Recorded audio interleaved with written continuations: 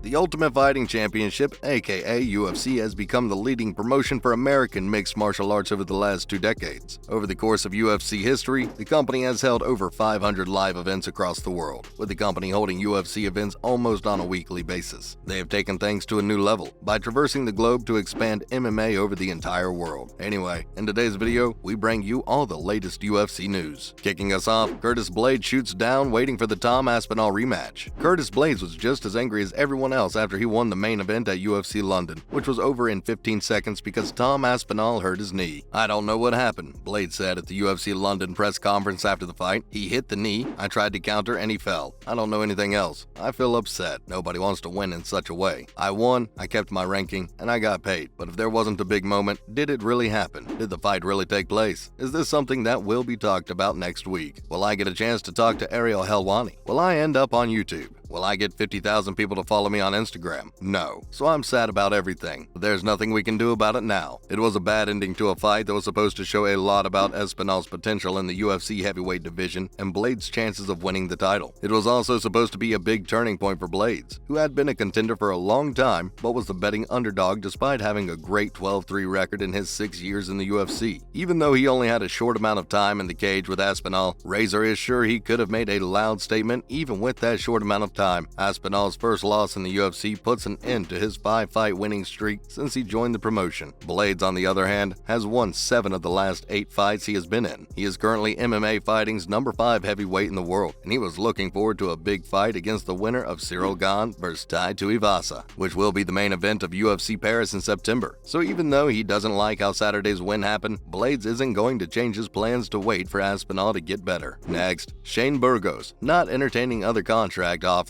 would be negligent and disrespectful to my family. Shane Burgos, a featherweight in the UFC, is about to become a free agent and wants to find out what he is worth on the open market. Burgos took a chance on himself in his fight against Charles Jourdain at UFC Long Island, which was the last fight of his contract with the promotion. If he had lost, his move to the open market could have been worth less. The last time Burgos did the same thing, he stopped Makwana Mercani with a finish in 2019. Then he went 1-2, and his 2-fight losing streak ended when he beat Billy Quarantillo by decision. For Jourdain, a lot was at stake. When Burgos found out he could take Jourdain down, he tried to choke him a lot in the first and second rounds. His legs were in shock after the second try, which made the last 5 minutes of hell as he fought out of his opponent's last-ditch effort. He did, however, make it through, and he won with scores of 29-28 twice and 28-28. Burgos thinks that he won't be a real free agent until he's done negotiating with the UFC for a certain amount of time, but he is adamant that he needs to know how his services are sold. At 15-3, he wants to be known as a well-rounded, title-worthy threat, and he thinks that should be worth something to any promoter. He said, "I love being in the UFC. I love being in the UFC, but I don't see why I should test the waters. But we'll see what they say. I would be careless and mean to my family if I didn't even try to hear other numbers, and I would love to hear some. It helps that the market is not the same as the one Burgos used to go after. Many UFC fighters were afraid to let it be known that they wanted to get more money, and there weren't as many serious buyers." Moving on, Davis and Figueiredo doubts Brandon Moreno's evolution with new team. Davis and Figueiredo isn't ready to forgive Brandon Moreno just yet. Moreno knocked out Kai Kara-France at UFC 277 to win the interim flyweight title. This set up a 4th fight between Moreno and Figueiredo in the near future. In order to get people excited about the fight, the UFC brought Figueiredo into the cage while Moreno was doing his post-fight interview. Many people thought that, given their history of fighting, the situation could have turned bad quickly. However, Moreno gave a passionate speech in which he put an end to their fight and apologized for anything he had done to hurt the flyweight champion. Figueiredo took Moreno's apology and shook his hand in the cage, but Deus de Guerra is back to work now that a few days have passed. Figueiredo and Moreno have already fought 3 times with a record of 1-1-1. As their rivalry has gone on, so has their dislike for each other. Figueiredo said earlier this year that he did not want a 4th fight with Moreno because one of Moreno's coaches had made racist comments. But that's not the only reason why Figueiredo and his rival are at odds. Moreno recently switched camps and started working with James Krause and Glory MMA for his fight with Kara-France. Many people liked the change and how Moreno did this past weekend, but Figueiredo wasn't as impressed. Figueiredo said, "Brandon looked the same as he always has. Figueiredo and Moreno have met 3 times before, and each time it was in the United States. They met in Nevada, Arizona, and California. But as a UFC champion who hasn't fought in Brazil in more than 4 years, Figueiredo hopes the UFC will do the right thing and finally let him defend his belt at home." Up next, Aspen led out of UFC San Diego bout with Sarah Sarah McMahon. At UFC San Diego, Aspinall will not be fighting. Sources told MMA Fighting on Monday that Ladd's fight with Sarah McMahon at the end of the month has been canceled because she has COVID-19. The event organizers are looking into possible replacements for Ladd or rescheduling the fight for a later date, but nothing is set in stone yet. The fight was a big deal for Ladd, even though she is still in the top 10 at bantamweight in the UFC. Ladd has been having a hard time lately. After starting her career 8-0, she has lost 3 of her last 4 fights. On top of that, Ladd has had problems with the scale many times. She even spent a short time as a featherweight fighter before going back down to 135 pounds for her last fight, which was a loss to Raquel Pennington by decision at UFC 273. This is the second time that Ladd has pulled out of a fight she was supposed to have with McMahon. The fight was supposed to happen at UFC Vegas 4 in 2020, but Ladd had pulled out after she tore both her ACL and MCL. On August 13th at the Pechanga Arena, UFC San Diego will take place. The main event will be a bantamweight fight between Marlon Vera and Dominique Cruz, who was a 2-time champion. Finally, James Krause announces his MMA retirement. James Krause is no longer fighting. On Saturday, the 36-year-old UFC veteran coached Brandon Moreno to an interim title win over Kai Kara France at UFC 277. On Monday's episode of the MMA Hour, he said that he was retiring from MMA. Krause is the owner of Glory MMA and Fitness in Kansas City. The last time he competed was in October 2020, when he beat Claudio Silva in a very easy way. This last week, I had a herniated disc in my neck, and it was causing me a lot of trouble leading up to that fight, Krause said on the MMA Hour. It's hard to let go of that, but I can almost guarantee that you won't see me fight again, and that's fine with me. I'm fine with that. Krause, who has a record of 28-8 in MMA, is leaving the competitive side of the sport during one of his best streaks. He mostly fought as a welterweight, and since July 15, he has won 7 of his last 8 fights in the UFC. His only loss at that time was a fight against Trevon Giles at 185 pounds, which he agreed to do with only 1 day's notice. After that fight, it was a big deal because Texas judge Joe Solis had a conflict of interest because he gave Giles the win even though he had trained a lot with Giles' team. Krause has been successful in many different areas over the years, including coaching, real estate, and sports betting. He thinks that these projects will keep him close to MMA, but after 15 years as a professional prize fighter, he is no longer allowed to fight inside the cage. Unfortunately, that is all the time we had for today. Make sure to like and follow for more similar fighting news. Till next time, cheers.